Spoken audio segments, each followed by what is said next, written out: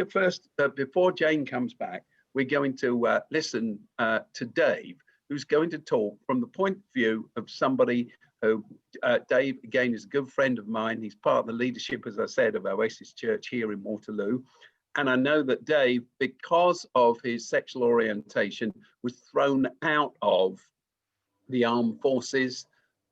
He's endured, he is one of those who was asked to leave his job in a church because of his sexuality. But Dave's a fantastic asset to Oasis in Waterloo and Oasis more generally. And I'm glad that he's here to talk about how we take all of this stuff and begin to make a difference locally in my town, in my village, in my church. What are the things that I can slowly begin to do that shift the dial and make a difference? Dave, over to you. Thank you very much. Now I've got to follow that. It's been brilliant this morning. Some of the things that have been said are heartwarming, but also wrenching, gut-wrenching as well. To me, one of the ugliest words in the English language is exclusion. Excluded, exclusive. And it depends upon whether we are among the included or the excluded. You know, many of us have been excluded often enough to agree that exclusive is an ugly word. When we are among, especially the sidelined, the rejected, the pushed aside, or the left out, it hurts. You know, this morning we've been exploring the ideas of creating sanctuary and ensuring that our churches are a safe space for all, especially towards our LGBT siblings. We have heard from Jane the horrible effect of the church that it's had on our siblings, LGBT siblings and other people. We've heard from Yule the disgusting treatment of our Black gay siblings. And I do feel that this is perhaps one of the most challenging topics before the church today, as many of our LGBT siblings are taking their own lives. They're harming themselves and they're leaving the church. I believe that a pastoral approach is healthier than an ideological one or a theological one, because then we can promote peaceful and fruitful relationships with all in the everyday life of the church. So we begin with the common humanity that we share with all people, and we leave ideology aside just for a while, and it can yield essential discoveries for both of us, for the LGBT people and for the church. But it's a shame, I feel, that many of our LGBT siblings, they feel safer in a gay bar, in a gay club, than in one of our church congregations. What an indictment on the church that is. There is no doubt that many within the UK gay and lesbian community still associate the church with our opposition of the various bills that have gone through Parliament and for the toxic vitriol expressed. Just look at some of those things. Can you understand how it would have felt to see that and to hear discussed like that if you were a gay man like me, or if someone from your family was gay? What was it like for Christians with a gay family member or friends to hear they're spoken, how they're spoken to about people they loved? How did it feel to sit in church when numerous Christians were demonstrating so little kindness and love, and when this was personal, because it was about you, it was about me, it was about those that we loved? I want to take you back to the 80s, political unrest in the country, and the gay plague was on the increase in UK. The Conservative government created Section 28 of the Local Government Act, making it illegal for local authorities to support anything that might promote homosexual relationships as a viable alternative to heterosexual family life, much to the delight of the church. The year 1980, there was me, a nice young evangelical, and just been married a year. I was out on the streets giving out tracts in Soho and talking about Jesus. Then this young man, 21 about, starts to talk to me about himself and how he used to be a Christian. but the church asked him to leave. His youth pastor said to him he didn't want him in this group unless he changed his lifestyle and chose God. His pastor said he had to choose between a man or God.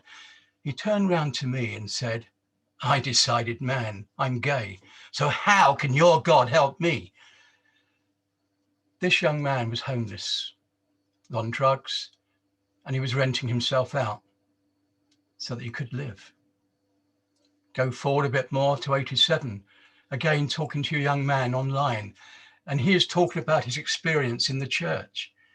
He's a young man that is the stereotypical type for a Christian youth group leader, well educated, gets on well with people, and is excellent at listening and helping people. And the older members of the congregation just loved him. They thought he was brilliant. But he confided with his leaders of the church about his struggle with homosexuality and how he feels so down and depressed as he has tried everything.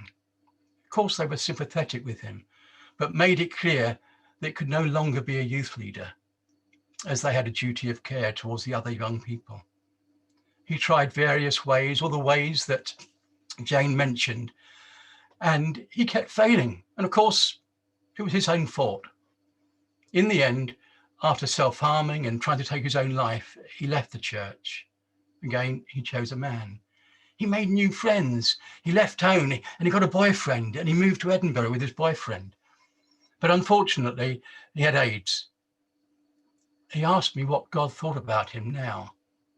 And was this God's judgment on him? Because the thing at the time was G-A-Y, meant got AIDS yet? My answer was that God loves him and accepts him. I didn't talk to him about theology at the time, because at the time I felt being gay and a Christian was an oxymoron. We spoke for a while, and he asked if I could visit him in Edinburgh and help lead his funeral. I went with my wife to Edinburgh to see him before he died, but unfortunately, because of how the church had treated him, his boyfriend would not let me in. The church turned him away. They were made. They were not there for him in life or in death. I could go on and on. There are many, many stories that one can tell. And I'm sure many of you here that are in church leadership and got friends, you've spoken to people that have come to you for counselling, but not knowing that they were gay. So this led, people often ask, how did we get to Open House? How did Oasis start doing things? And in 2010, 2011, we started what we call Dorothy's Diner. It was a place where people could meet for chats, meet for having a drink, dinner, things like that. They could ask questions without any embarrassment. And they could bring their parents and their partners to as well if they wanted to. And it's still going on. But Open House started in 2017. So we had Dorothy's Diner, first of all, which is much more social. And then in 2017, we felt that we needed to do something different to also celebrate the 1967 Sexuality Act. And so we opened Open House. And it went from strength to strength. It was amazing, really. It just went from strength to strength. But however, the LGBT community is still suspicious of Christians and the church. All they have seen in the media is the negative aspects of Christianity and the church itself. The wider church is also suspicious of LGBT people of faith. We need to look at the options that are open to us as people of faith to reach out and to serve the LGBT people in our area, in our places of worship as well. I asked somebody to say something about Open House. And he said to him, Open House is the unique place where I'm understood, hugged, celebrated in my gayness, where my faith can tangibly meet my sexuality through community. We all experience this deeper and deeply freeing space. It's a unique and strange feeling, wonderful, free to be me, unlike any where else? The LGBT community sees the church as a relic. So it is crucial that us, as Christians, as people of faith, LGBT or straight, rectify this view. That is why I feel that we, as LGBT people of faith and allies, must start to reach out and show that there is no fear in love, and to show that the all-inclusiveness and love and acceptance of God through Jesus. Perhaps if there wasn't so much anti-gay feeling in the church and so much hate in society, if there were not so many young people taking their lives because of their sexuality and identity, if there were not so many LGBT people that have been hurt by the church, if there are not so many LGBT people that are crying themselves to sleep because they cannot accept themselves, if there are people in our churches that are fearful of people knowing about them, if there are, there are. Therefore, we need to reach out and show them that fabulous love that God demonstrated through Jesus and their church. Currently, with many of our churches struggling to affirm and include our siblings who identify as LGBT, we need to create a safe space in our churches and communities where unconditionally everyone is welcome, whoever they are and wherever they are in terms of church, faith, or matters of gender, sexuality, and sexual identity. Some are out and proud, whilst others are still struggling through their beliefs concerning faith, gender, and sexuality. The question we may ask is who is included or who is excluded from the love of God? The answer, no one. That then demands the next question: who is excluded from the church? Of course, the answer is no one. And we hear preachers say all are welcome, but we do know better. Unfortunately, no one is not the right answer. Many people are excluded from the church because of convention, tradition, sexuality, being poor, disability, being rich, race, not fitting in, and a whole host of other reasons. How can we ensure that the church is not exclusive? As Christians, we should not use the informal approaches of conversion therapy, such as those who might be labeled pray away the gay. When someone asks about what they should do if they're wrestling with their sexual identity and ask for prayer, we should encourage and help the person to explore their identity by praying that God will affirm their authentic identity and speak into their search for who they were made to be, or by pastorally exploring what it is that has led them to conclude that they need to change. We should not pray for a specific outcome with regards to one's sexuality. The reason some are followers of Jesus is that even though others might reject us because of our faith and failures, Jesus opens his arms. Our God is extravagant. Our God is an inclusive God. Others may leave us out and push us aside, whereas the Godhead invites us to make our home, to find a place of belonging in their love and their community. They ask us to their table in all their genderfulness. We need to pull out the chair, invite our LGBT siblings and all to have a seat at the table. We come back to the opening verse, John 10, I am the door. All of us are the most complete, the most alive when we can connect with God. Jesus came to make a way for that to happen. He is the door.